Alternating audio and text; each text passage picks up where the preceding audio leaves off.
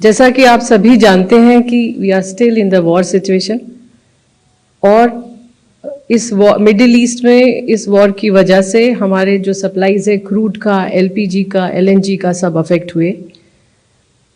Crude का price, बाकी products का प्राइस भी इंटरनेशनल मार्केट में बढ़ा, बट भारत सरकार ने कई स्तर पर कई इम्पॉर्टेंट डिसीजंस लिए और इस सिचुएशन को बहुत इफ़ेक्टिवली मैनेज करने के लिए आज की तारीख में we have sufficient crude inventories और अगले 2 महीने के लिए supplies have been lined up. Situation is comfortable with respect to LPG and PNG also. हमारी रिफाइनरीज 100% या उससे भी ज़्यादा कैपेसिटी पर ऑपरेट कर रही हैं और domestic production of LPG has increased by almost 40%. LPG आप जैसा जानते हैं कि we have a huge import dependency और इसका 90% जो आ रहा था वो स्ट्रेट ऑफ हॉर्मुज से आ रहा था। इसलिए भारत सरकार ने निर्णय लिया कि डोमेस्टिक कंज्यूमर्स को प्रायोरिटाइज किया जाएगा और इसी क्रम में उनको प्रायोरिटाइज करते हुए कमर्शियल सप्लाईज को सबसे पहले कुछ समय के लिए रोका गया। उसके बाद बहुत कैलिब्रेटेड डिसीजन लेते हुए पहले 20% कमर्शियल सप्लाईज को रेस्टोर किया गया, उसके बाद 10% based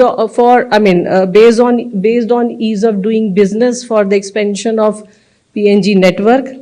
उसके बाद भारत सरकार ने इसको 50% किया और आज इसको 70% किया गया है। इन सभी प्रयत्नों के फलस्वरूप कमर्शियल एलपीजी लगभग पिछले 14 मार्च से कल तक लगभग 30,000 टन कमर्शियल कंज्यूमर्स को दी गई है। जब भारत सरकार ने ये निर्णय लिए तो ये भी डिसीजन ये भी ख्याल रखा कि restaurant, dhaba, hotel, industrial canteen, migrant labour उनको प्रायोरिटाइज किया जाए। इसके अलावा जो आज ऑर्डर दिया गया है उसमें ये स्पष्ट रूप से कहा गया है कि priority shall be to steel, automobile, textile, dyes, chemicals and plastics. लगभग 30,000 सिलेंडर माइग्रेंट लेबर को 5 किलो के एफटीएल सिलेंडर्स भी दिए गए हैं, सेल हुए हैं। ये सब बताने का कारण ये है कि मैं ये दोबारा से स्पष्ट करना चाहती हूँ कि हमारे पास सफिशिएंट अमाउंट में क्रूड अवेलेबल है, पेट्रोल डीजल पर्याप्त मात्रा में उपलब्ध है, एलपीजी की सप्लाईज इंश्योर्ड हैं, एलएनजी की सप्लाईज इंश्योर्ड हैं, पीएनजी की सप्लाईज इंश्योर्ड हैं। बावजूद इसके कई जगह पर र्यूमर्स देखे गए हैं और उन र्यूमर्स की वजह से पेट्रोल पंप्स पर लंबी लंबी लाइनें भी देखी गई हैं। आपने देखा कि क्रूड का प्राइस, इंडियन बास्केट का भी प्राइस जो लगभग $70 पर बैरल के आसपास घूम रहा था वो $100 से भी ऊपर पहुंच गया। लेकिन इसके बावजूद भी भारत सरकार ने ये इंश्योर किया कि किसी भी प्रोडक्ट की कोई शॉर्टेज ना हो।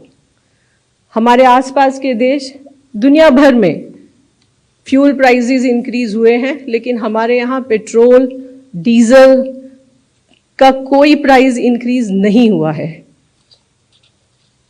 इसी क्रम में जैसा कि आपको अभी बताया गया है कि एक्साइज ड्यूटी रिडक्शन हुआ है। भारत सरकार के पास 2 ऑप्शन थे, या तो कंज्यूमर्स पे पास ऑन होता या सरकार खुद हिट लेती। तो यहाँ पर सरकार ने खुद हिट लिया है और ये इंश्योर किया है कि पेट्रोल और डीजल का प्राइस ना बढ़े। इस संबंध में मैं ये आपको बताना चाहूँगी कि अप्रैल 2022 से पेट्रोल और डीजल का प्राइस या तो कम हुआ है या वही रहा है, ये कभी इंक्रीज नहीं हुआ है। अप्रैल 2025 में जब ₹2 एक्साइज ड्यूटी बढ़ाई गई तब भी इसको कंज्यूमर को पास ऑन नहीं किया गया था। सो ये एक बहुत इम्पॉर्टेंट तथ्य है जो हमें ध्यान में रखना चाहिए।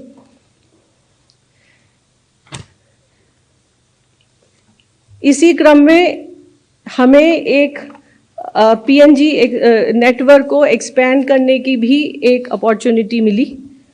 इस संबंध में different state government ministries, state governments को, सेंट्रल मिनिस्ट्रीज को भी लिखा गया, सभी से सहयोग भी प्राप्त हुआ। मॉर्थ ने अपनी टाइमलाइन स्क्वीज की अप्रूवल के लिए, डीपीआईटी पैसों ने भी अपने टाइमलाइन स्क्वीज की अप्रूवल देने के लिए। इसी तरह स्टेट गवर्नमेंट्स ने भी ईज ऑफ डूइंग बिजनेस के अंतर्गत कई स्टेट गवर्नमेंट ने कई सारे ऑर्डर्स इशू किए। इन सभी प्रयासों के वजह से अब प्रतिदिन लगभग 10,000 से ज़्यादा पीएनजी कनेक्शंस कंज्यूमर्स को दिए जा रहे हैं। इस सिचुएशन को कंट्रोल करने के लिए, र्यूमर्स को कंट्रोल करने के लिए, ब्लैक मार्केटिंग को कंट्रोल करने के लिए, होर्डिंग को कंट्रोल करने के लिए स्टेट गवर्नमेंट्स का बहुत क्रूशियल रोल है और स्टेट गवर्नमेंट के सहयोग से इसको काफ़ी हद तक कंट्रोल करने की कोशिश भी की गई है। हर रोज़ रेड हो रही हैं, सिलेंडर सीज हो रहे हैं, एफआईआर भी बुक हुई है।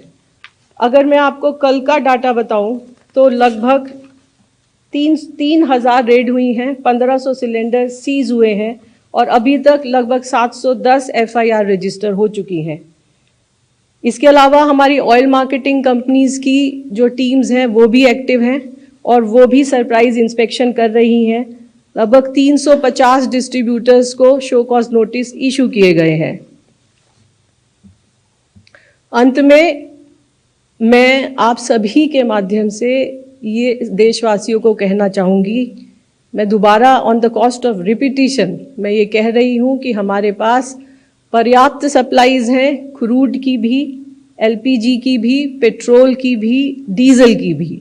इसलिए कृपया किसी भी अफवाह पर विश्वास न करें, ज़रूरत होने पर परचेज करें और पेट्रोल पंप पर जो इतना भीड़ है उसकी कोई आवश्यकता नहीं है।